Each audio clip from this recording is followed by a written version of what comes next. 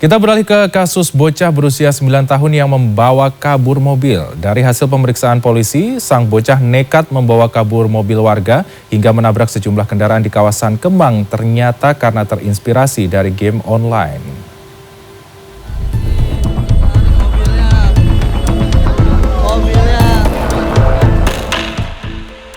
Unit Laka Lantas Polres Metro Jakarta Selatan terus melakukan penyelidikan terkait kecelakaan mobil yang dikendarai bocah 9 tahun dengan sejumlah kendaraan lain di Jalan Kemang Raya, Jakarta Selatan.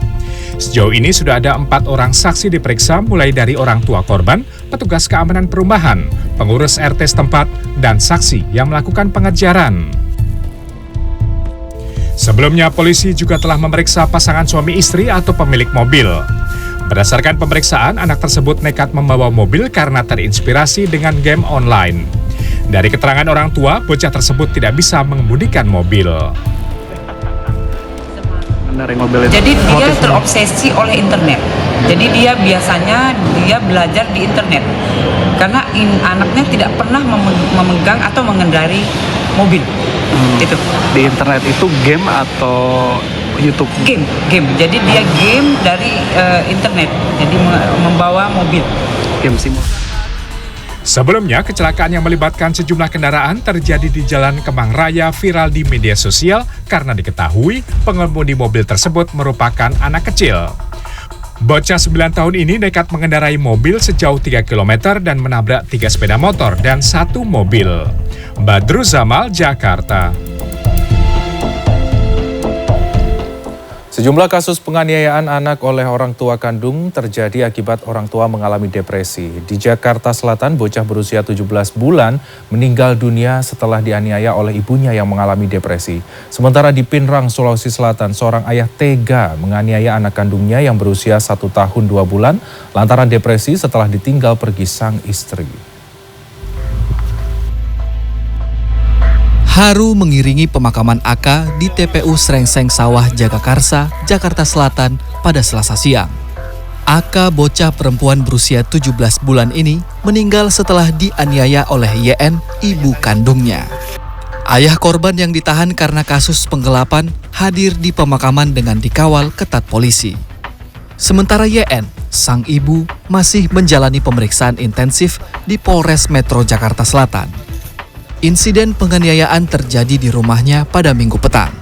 Korban yang mengalami memar sempat dibawa ke rumah sakit di Depok, namun nyawanya tidak terselamatkan. Menurut paman korban, YN mengalami depresi setelah suaminya ditangkap polisi. YN juga memiliki riwayat gangguan kejiwaan dan rutin mengkonsumsi obat. Namun sejak suaminya ditangkap polisi, tidak ada lagi yang menebus obat untuk YN. Setelah beberapa hari kebelakangan ini ya timbullah beliau mungkin obatnya agak kurang atau gimana ya, mungkin gimana ya, pas kejadian hari kemarin mulai tuh mungkin agak ngeblank, tiba-tiba menjelang maghrib anaknya sudah dianiaya dalam kamar. Kasus penganiayaan anak oleh orang tua kandung juga terjadi di Kabupaten Pinrang, Sulawesi Selatan. AR, bocah berusia 1 tahun 2 bulan ini, dianiaya oleh SD, ayah kandungnya sendiri di rumahnya pada Minggu 4 Agustus lalu.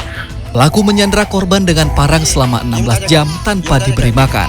Setelah melalui negosiasi panjang Senin pagi, polisi akhirnya berhasil membebaskan korban sekaligus mengamankan pelaku.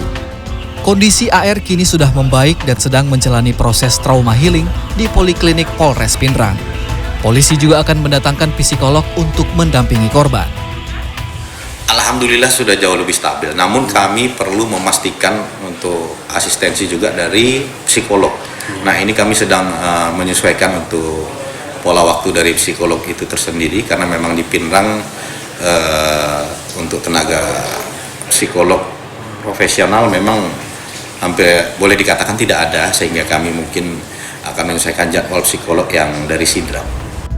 Polisi masih terus mendalami kasus penganiayaan ini. Dari hasil pemeriksaan sementara, pelaku tega menganiaya anak kandungnya lantaran depresi ditinggal pergi istrinya yang kabur lantaran sering dianiaya.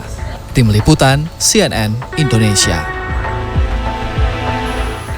Tersangka kekerasan anak di daycare Wensen School, Meita Irianti, dibawa ke Rumah Sakit Polri Kramat Jati, Jakarta Timur karena mengalami gangguan kesehatan pada kehamilannya. Kepala Rumah Sakit Polri Kramat Jati, Jakarta Timur, Brigjen Pol Haryanto, saat ditemui di kantornya Selasa sore mengatakan tersangka diantar oleh penyidik Polres Metro Depok untuk menjalani pemeriksaan kesehatan pada kehamilannya. Selain pemeriksaan kesehatan pada kehamilannya, tim dokter juga akan melakukan pemeriksaan kondisi kejiwaan tersangka. Setelah dinyatakan sehat, tersangka akan kembali menjalani pemeriksaan di Polres Metro Depok. Pernah datang ke sini, kemudian kondisinya bisa rawat jalan, kita pulangkan, kemudian 1 hari kemudian masuk lagi di sini, dan kita beberapa hari kita rawat di sini, saat ini masih dirawat di sini. Jadi kelainannya atau gangguannya ya karena